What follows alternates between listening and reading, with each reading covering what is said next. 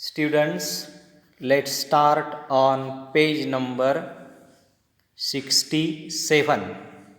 67 पान नंबरवरती जो इंग्लिश वर्कशॉप दिलेला आहे तो सर्वांनी व्यवस्थित पहा. Number 1, answer the following questions. दिलेल्या प्रश्नांची उत्तरे द्या. How many stanzas are there in the poem? या कवितेमध्ये किती कडवी आहेत?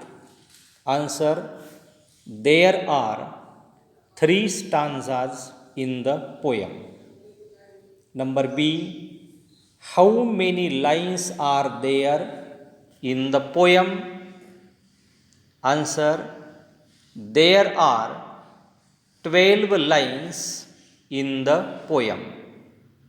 Number C, list the rhyming words in each stanza. List the rhyming words in each stanza. दिलेल्या तीनही चरणांमध्ये जेवढे रायमिंग वर्ड्स आहेत तेवढे प्रत्येकाने शोधा. For example, light night, free sea, call all, drives lives, grow love, glee आणि sea. साधारणपणे एवढे शब्द त्यामध्ये येतात. जसं ऐकलंय त्या पद्धतीने वर्गपाठाच्या वहीमध्ये वर नाव टाकायचं इंग्लिश वर्कशॉप. इंग्लिश वर्कशॉप म्हटल्यानंतर number 1, answer the following questions. तिन्ही प्रश्न त्याची उत्तरं स्वच्छ सुवाच्य हस्ताक्षरामध्ये लिहिणे. Number 2, you know that many poems have rhyming words or rhymes at the end of the lines in each stanza. The pattern of rhyming is usually shown with the help of small letters such as A, B, C, etc. This pattern of a rhyme is known as the rhyme scheme. The rhyme scheme of each stanza in this poem is A, B, B. Verify. म्हणजे काय तर या कवितेमध्ये कवितेचे जे rhyming words आहेत, अनेक कवितांमध्ये प्रत्येक कडव्यात ओळीच्या शेवटी यमक जुळणारे शब्द येतात. त्यांना यमक असे म्हणतात. हे आपल्याला माहीत आहे. या यमकांची रचना पद्धती सामान्यपणे A, B, C इत्यादी अक्षरांनी ती दाखवली जाते. अशा यमकांच्या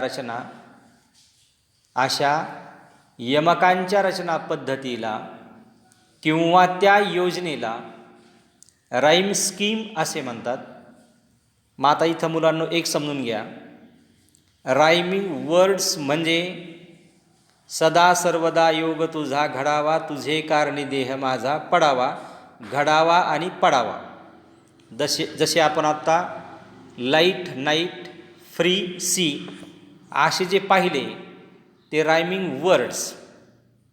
आणि रायमिंग स्कीम म्हणजे यमकाची योजना.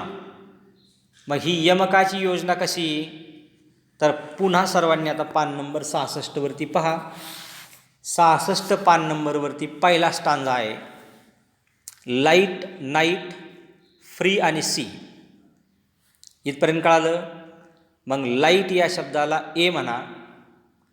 लाईट प्रमाणेच नाईट वाटतो तर त्याला ए म्हणा. आता लाईट नाईट खाली फ्री शब्द वाचा. तो लाईट नाईटला फ्री शब्द जुळत नाही. तर फ्री शब्द जुळतो कशाला? फ्री आणि सी. मग आता लाईटला ए, नाईटला पण ए, फ्री आणि सी सारखे वाटतात, मग फ्रीला बी द्या आणि सीला पण बी द्या, म्हणजे A A B B. Second stanza पहा, call all drives lives. Call all हे दोन्ही सारखे वाटतात आणि ड्राईव्ज लाईव्ज हे दोन्ही सारखे वाटतात. तर कॉलला ए म्हणा, ऑलला पण ए म्हणा. आता ड्राईव्ज आणि लाईव्ज याला बी आणि खालच्याला बी म्हणा, म्हणजे काय होईल, तर ए ए बी बी, म्हणजे या पूर्ण कवितेची जी रायमिंग स्कीम आहे ती रायमिंग स्कीम आहे ए ए बी बी. आता हा भाग आपला फळ्यावरती समजून द्यायला पाहिजे सर्वांच्या समक्ष, परंतु तसं होणार नाही किंवा होत नाही. तर फक्त एक अंदाज बांधा, या 3 स्टांजामध्ये शेवटचा स्टांजा आपला राहिला आहे. तर पुन्हा शेवट शब्द पहा, ग्रो लव ग्ली आणि सी. ग्रो लव ग्ली आणि सी या दोन मध्ये फरक आहे. तर ग्रोला पुन्हा तुम्ही ए म्हणा, ग्रो लव सारखं वाटतं ए म्हणा, ग्ली आणि सी सारखं वाटते त्याला बी बी म्हणा. म्हणजे या पूर्ण कवितेची रायमिंग स्कीम जी आहे ती ए ए आणि बी बी आहे. तर ती आपण व्हेरीफाय म्हणजे तपासून पहा असं म्हटलं त्यांनी, तर ती तपासून आपण पाहिली. तर रायमिंग स्कीम म्हणजे कवितेची यमकाची योजना आणि रायमिंग वर्ड्स म्हणजे यमक जुळणारे शब्द, या 2 शब्दरचनांमध्ये फरक आहे. तो फरक नीट कळून घ्या. Number 3, what do the following expressions refer to. What do the following expressions refer to. Write in a word or phrase. मग आता खाली 4 वाक्य यांनी दिलेले आहेत, त्या 4 वाक्यांचं एक्सप्रेशन रेफर टू म्हणजे leaping wealth of the tide. Leaping wealth of the tide असं म्हटलं तर हे शक्यतो कोणाच्याही लक्षात येणार नाही.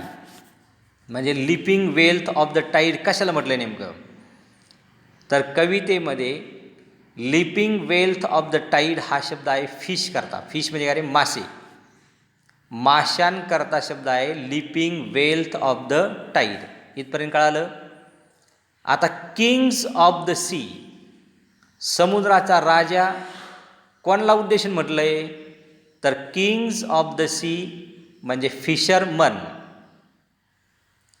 At the fall of the sun, at the fall of the sun या शब्दांना कवितेमध्ये रेफर टू कशाला केलेला आहे, तर ॲट द सनसेट. म्हणजे ॲट द सनसेट म्हणजे at the fall of the sun, सूर्यास्ताला जाणे. पुढं म्हटलं आहे the edge of the verge. The edge of the verge. आता एज ऑफ द व्हर्ज म्हणजे काय, तर क्षितिज. मग त्याला रेफर टू कशा करता आहे, तर होरायझन म्हणजे क्षितिज. अशा प्रकारचे 4 एक्सप्रेशन्स आहेत. या एक्सप्रेशनला जुळणारे जे कवितेमध्ये शब्द आलेले आहेत ते शब्द रेफर टू करून वर्गपाठामध्ये व्यवस्थित लिहा. Number 4, match the following. Match the following जोड्या जुळवा. मग यामध्ये ए कॉलममध्ये the wind, dawn, sea, cloud आणि वेव्ज. बी कॉलममध्ये brother, comrades, mother, child, mother holding her child. अशा पद्धतीच्या जोड्या आपल्याला दिलेल्या आहेत. मग आता जोड्या जुळून पहा बरं एकदा. द विंड म्हणजे कवितेमध्ये कोण आहे, चाइल्ड. डॉन म्हणजे पहाट, म्हणजे ते काय दाखवलं आहे, mother holding her child. Sea. Sea हा शब्द कशाकरता वापरला आहे? मदर. आणि शेवटचं वेव्ज. बरं, क्लाउड एक राहिला. क्लाउड हा शब्द वापरला आहे ब्रदर करता, ब्रदर. आणि ई शब्द म्हणजे शेवटचा वेव्ज म्हणजे लाटा हा शब्द आलेला आहे कॉम्रेडसाठी. म्हणजे कवितेमधले शब्द हे रेफर टू आहेत, त्याचा नीट अभ्यास केला तर ते कळणार आहे. विंड म्हणजे वारा, पण इथं कवितेमध्ये चाइल्ड म्हणून वापरला आहे. Dawn mother holding her child म्हणून वापरलं आहे. सी हा मदर म्हणून वापरला आहे. क्लाउड हा ब्रदर म्हणून वापरला आहे. आणि वेव्ज हा कॉम्रेड म्हणून वापरलेला आहे. इथपर्यंत कळालं? छान पद्धतीने मॅच द फॉलोइंग असं नाव टाकून खाली हे सगळं लिहून घ्या. Number 5, find and write the lines in the poem that refer to. Find and write the lines in the poem that refer to. मग आता या कवितेमध्ये early morning, evening, full moon light हे कशाकरता वापरलेलं आहे याचा बारकाईने अभ्यास करा आणि वर्गपाठामध्ये लिहून घ्या. फॉर एक्झाम्पल जर आपण पाहिलं तर अर्ली मॉर्निंग हा शब्द त्यांनी कशाला वापरला आहे? इव्हिनिंग हा शब्द कशा वापरला आहे? तर हे सगळे अर्ली मॉर्निंग म्हणजे rise brother, rise, the wakening skies, pray to the morning light करता वापरलेला आहे. Evening, fought though we toss at the fall of the sun where the hand of the sea god drives. हे कवितेमध्ये पहा बरोबर. कवितेमध्ये पाहिल्यानंतर तुम्हाला सगळं सापडेल. पुढचा मुद्दा आला, write the lines that show that the fisherman are not afraid of the sea or of drowning.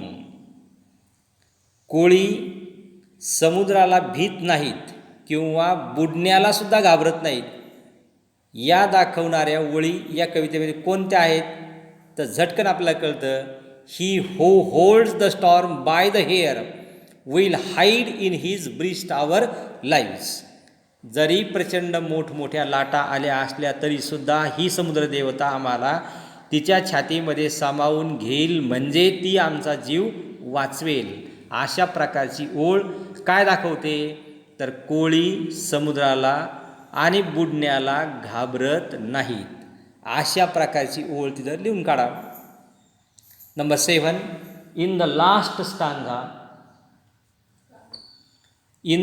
Stanza 2 lines refer to a landscape and 2 lines refer to a seascape. Which are they? Copy them from the poem correctly. मग landscape आणि seascape, landscape आणि सीस्केपमध्ये जो फरक आहे तो कोणत्या लाईनने दिसतो आपल्याला? तर त्या लाईन लँडस्केप खाली आणि तशाच पद्धतीच्या सीस्केप खाली काय करा पहा, लिहून काढा.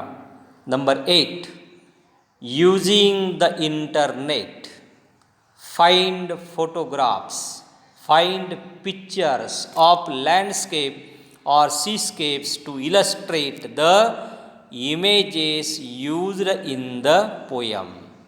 मग इंटरनेटचा वापर करून कोरोमंडल फिशर नावाची जी कविता आहे यावर आधारित काही जर फोटोग्राफ्स असतील किंवा चित्र उपलब्ध असतील त्याचे चित्र इंटरनेटवरती शोधा आणि पहा, त्याच्यावरती विचार करा. Number 9, select a few lines from your favourite nature poem. Select a few lines from your favourite nature poem in your mother tongue and translate them into English. मग आता नेचर पोयम म्हणजे निसर्ग कविता. तुम्हाला आवडणारी एखादी निसर्ग कविता शोधा आणि त्या निसर्ग कविता शोधून त्यातल्या ओळीचं ट्रान्सलेशन इंग्रजी भाषेमध्ये करा. अशा प्रकारचा एक वर्गपाठ 1 ते 9 पर्यंत सर्वांनी आपल्या वहीमध्ये पूर्ण करून